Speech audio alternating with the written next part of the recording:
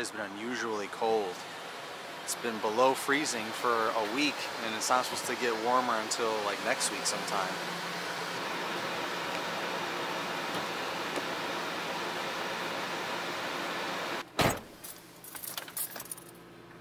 Try not to drive my truck when it's this cold. It's an old classic and it has a hard time starting, but I got a lot of stuff I still got to do. So I got a bunch of errands to run, but while I'm out, I'm going to stop at the post office and hope that I get my final checks in. I've still got like 5 or 6, I think. A good half a dozen invoices that are still outstanding. And it's really something that bothers me. It's bothered me over the years, and it bothers everyone, I would imagine, you know, in this industry. And I'm not dealing with it anymore. There's plenty of people, plenty of companies in this industry that have done different things, put systems in place, and have different best practices to prevent that kind of stuff from happening, because it's just tying up your cash flow. Since I just started using Yardbook again, after when it first came out, I was using it a little bit, playing around with it because it was the hot new thing that everybody was talking about. It's free and everything else, but they didn't have as many features, so I just, you know, stuck with what I was using at the time. But now, you know, I've heard so many great things about how Yardbook has improved, and it's still free, minus the premium services and you know, the premium options that they now offer, which is fine if that's what your business needs. But there's still a tremendous, a comprehensive package for free.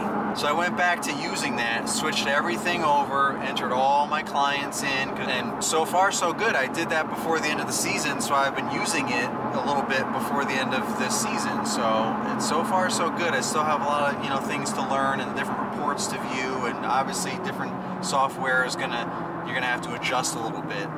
But the thing that I like about Yardbook, as well as some other softwares that I couldn't do with my previous one, is that you can keep a credit card on file. And Yardbook's cool because, again, I don't know if this is like this for every software, but Yardbook allows the customer to actually enter in their own credit card information. So it kind of feels a little bit safer for them. There's that perception anyway, even though it's still the same going in the same place, but at least you don't have access to their card. They're not giving you their card number, or you're not holding on to their credit card and entering the numbers yourself. They're just entering it in on their own from the comfort and security of their own home and so on. But the reason why I'm saying this is because this year, all of my slow payers, I'm going to tell them that it's mandatory to keep a credit card on file, because this way, when they're 7 days past due, I'm just going to automatically charge their credit card. No more tying up my cash flow and doing this nonsense, you know, almost a month after my last service, and I'm still waiting on a check. I know it's the holidays and everything, but that's, you know, it's not my issue. I'm providing a service. You should plan and budget accordingly. So that's what I'm going to do to stop all this nonsense, you know.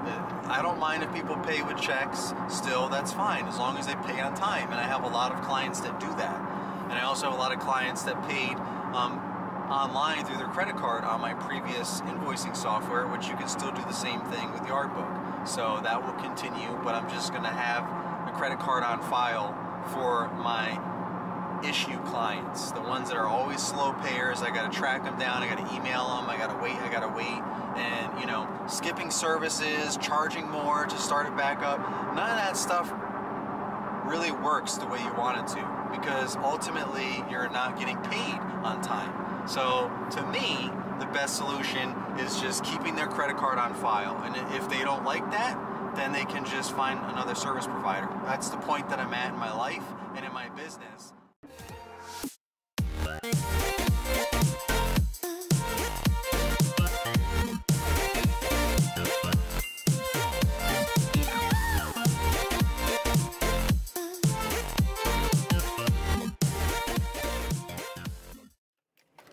So especially with hiring employees that I want to do this coming season, I just cannot afford to have cash flow issues, because I'm going to have to pay employees and everything. So I just can't afford that. Got one.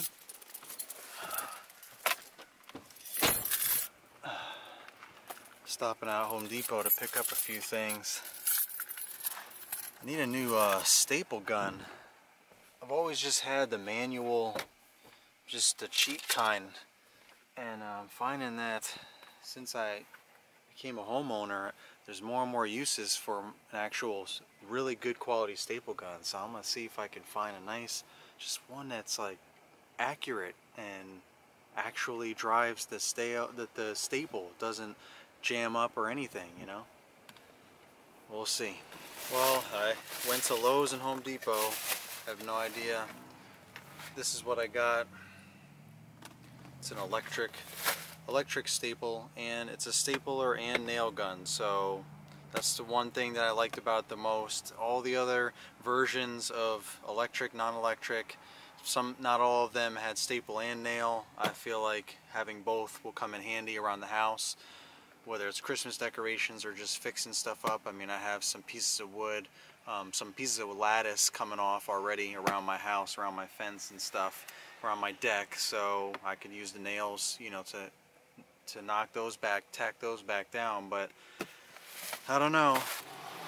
I just, you know, I always feel uncomfortable buying stuff when I don't really, spending money on stuff I don't really know if it's the right thing, you know. It's not like buying a mower or you know, a trimmer or a blower. That stuff I'm pretty good at by now, but this is all foreign territory for me. I just want something good quality, something where I'm not wasting my time constantly getting jammed up and staples not coming out and just a mess. So I just want something that's going to work and be quick and efficient.